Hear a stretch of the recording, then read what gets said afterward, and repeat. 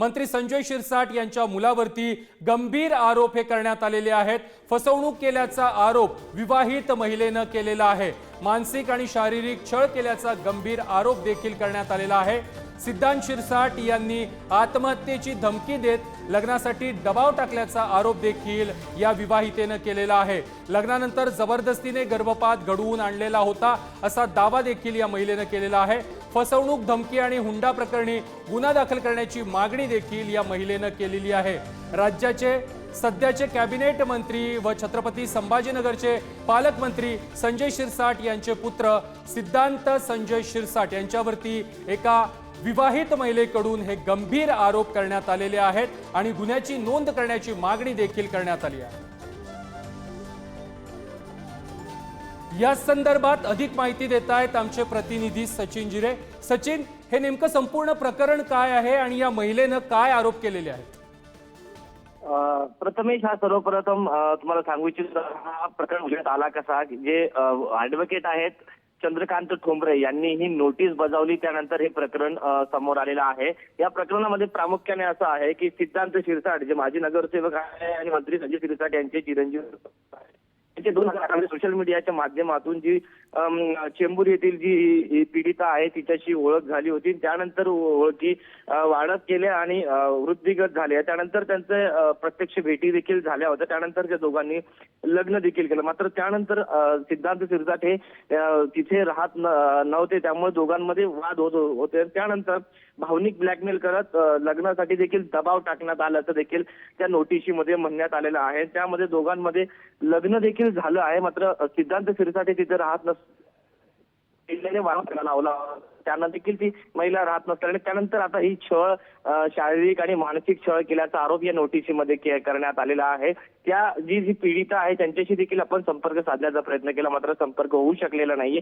त्याचबरोबर जे सिद्धांत शिरसाट आहे त्यांच्याशी आपण संपर्क करण्याचा प्रयत्न केला, मात्र यामध्ये दोन्ही बाजूकडून अद्याप देखील कॅमेऱ्यासमोर कुठली प्रतिक्रिया देण्यात आलेली नाही। मात्र जी अधिकृत बाजू आहे, जी नोटीस बजावण्यात आलेली नोटिसीच्या नंतर आहे सर्व प्रकरण आता समोर आल्यानंतर हा प्रकरण कुठे जातं हे पाहणं महत्त्वाचं राहणार आहे। नक्कीच सचिन, मात्र या महिलेनं पोलिसात तक्रार नोंदवलेली आहे का किंवा महिला आयोगाकडे काही तक्रार वगैरे केलेली आहे का? या संदर्भातील काही माहिती आहे का? पीडितेने अद्याप फक्त एक आपल्या वकिलांमार्फत ही कायदेशीर नोटीस बजावलेली आहे आणि त्या नोटिसीमध्ये एक मुदत देखील दिलेली आहे आणि त्यानंतर त्या अनुषंगाने जे असे पारिवारिक प्रकरण असतात त्यामध्ये थेट गुन्हा दाखल होण्या अगोदर नोटीसद्वारे देखील एकमेकांच्या जे प्रश्न आहे ते सोडवले जातात। त्याच पद्धतीचा हा एक पर्याय आहे आणि त्या अनुषंगाने आता हे नोटीस ही बजावण्यात आलेली आहे वकिलांमार्फत आणि त्याचं उत्तर आता ते काय देतात हे पाहणं देखील महत्त्वाचं राहणार आणि ते उत्तरानंतरच पुढची प्रक्रिया काय होईल, गुन्हा दाखलपर्यंत हा प्रकरण जातो की आपसात त्यांचं मिळतं हे पाहणं देखील महत्त्वाचं राहणार आहे। नक्कीच नक्कीच सचिन, तुम्ही असेच आमच्या सोबत राहा। मंत्री संजय शिरसाट यांच्या मुलावरती आता गंभीर आरोप करण्यात आलेला आहे। फसवणूक केल्याचा आरोप एका विवाहित महिलेनं केलेला आहे। मानसिक आणि शारीरिक छळ केल्याचा गंभीर आरोप देखील करण्यात आलेला आहे। सिद्धांत शिरसाट यांनी आत्महत्येची धमकी देत लग्नासाठी दबाव टाकल्याचा गंभीर आरोप देखील या विवाहित महिलेनं केलेला आहे। लग्नानंतर जबरदस्तीनं गर्भपात घडवून आणला गेल्याचा दावा देखील या महिलेनं केलेला आहे।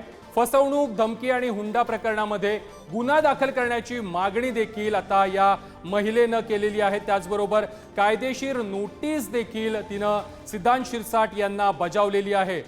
राज्याचे सध्याचे कॅबिनेट मंत्री व छत्रपती संभाजीनगरचे पालकमंत्री संजय शिरसाट यांच्या मुलावरती हे गंभीर आरोप करण्यात आले आहेत। खूप दुर्दैव याचं वाटतं की एका मंत्र्याच्या मुलाने तिसरा लग्न केलं आणि ज्या मुलीशी लग्न केलं त्या मुलीला आता धमकवण्याचा प्रयत्न करण्यात येत आहे। वकिलांनी त्या मुलाला नोटीस पाठवलेली आहे की तुम्ही हे जे लग्न केले होते मुंबईमध्ये चेंबूरमध्ये राहणारी ती मुलगी आहे तिच्यासोबत लग्न केले होते, त्यांच्याकडे फोटो सगळे आहे आणि एक लीगल नोटीस त्यांना पाठवण्यात आलेली आहे। मग सगळे लोक गप्प का आहे? मला हे प्रश्न विचारायचं आहे। हे आमच्या बाबतीत घडलं असतं तर आमच्या घराच्या समोर 200 मीडियावाले उभे राहिले असते। नक्कीच सचिन, आता राजकीय आरोप देखील होऊ लागलेले आहेत. संजय शिरसाट यांच्या मुलानं 3 लग्न केलेली होती अशा प्रकारचा आरोप केला जातोय. त्याचबरोबर या महिलेची छळवणूक केली जाते, त्यांच्यावर गुन्हा दाखल व्हावा अशी मागणी देखील आता विरोधकांकडून केली जाते. हो प्रथमेश, हा प्रकरण जसं बाहेर आलं, नोटीस ही ज्याची बाहेर आली त्यानंतर आता इम्तियाज जलील यांनी देखील कारवाईची मागणी केलेली आहे. तसा ट्विट देखील त्यांनी केलेला आणि माध्यमांशी बोलताना त्यांनी हे देखील सांगितलेलं आहे की मी या संदर्भातली संपूर्ण माहिती घेणार आहे आणि नंतर या संदर्भात अजून मी बोलेल असं देखील केलं. त्याचबरोबर त्यांनी केंद्रीय महिला आयोग आणि राज्य महिला आयोग यांना देखील या प्रकरणामध्ये लक्ष घालावे आणि कारवाई करावी अशी देखील मागणी केलेली आहे.